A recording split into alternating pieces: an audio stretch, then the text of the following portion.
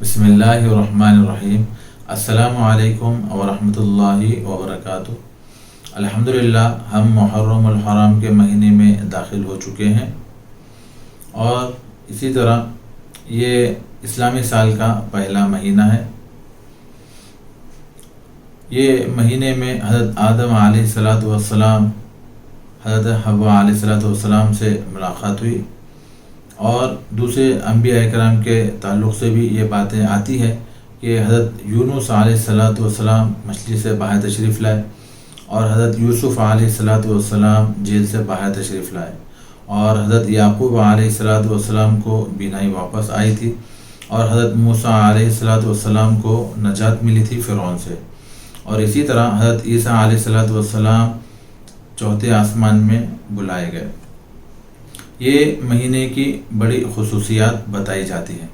حدیث شریف میں آتا ہے کہ رسول مقبول صلی اللہ علیہ وسلم نے ارشاد فرمایا ہے کہ یہ مہینے میں 2 دن روزہ رکھنا مستحب ہے، 9-10 رکھیں یا 10-11 رکھیں، 1 دن روزہ نہیں رکھ سکتے۔ اس کی وجہ یہ بتائی جاتی ہے کہ 10واں دن اگر ایک روزہ اگر رکھیں تو یہود کی مشابہت ہے، یہودیوں کی مشابہت ہمیں نہیں کرنا چاہیے، اس سے پرہیز کرنا چاہیے۔ اور اسی طرح قرآن پاک میں ارشاد فرمایا گیا ہے کہ لَتَجِدَنَّ أَشَدَّ النَّاسِ عَدَاوَةً لِلَّذِينَ آمَنُوا الْيَهُودَ، یعنی مسلمان مومنوں کے دشمن یہود ہیں۔ اس کے بعد پھر مشرکین کا ذکر آیا، تو ان کی مشابہتوں سے ہمیں بچنا چاہیے، ان کے رہنے سہنے سے، اور ان کے کھانے پینے سے، اور ان کے پہننے اوڑھنے سے۔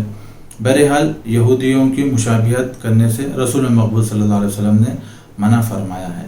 اللہ رب العزت سے دعا ہے کہ اللہ ہمارے اس بات کے بولنے کو قبول و مقبول فرمائے، اور ہم سب کے دلوں کو منور فرمائے، اور اس مہینے کی بڑی عظمتیں جو بتائی گئی ہیں اس پر عمل کرنے کی توفیق عطا فرمائے۔ جزاک اللہ۔ السلام علیکم ورحمۃ اللہ وبرکاتہ۔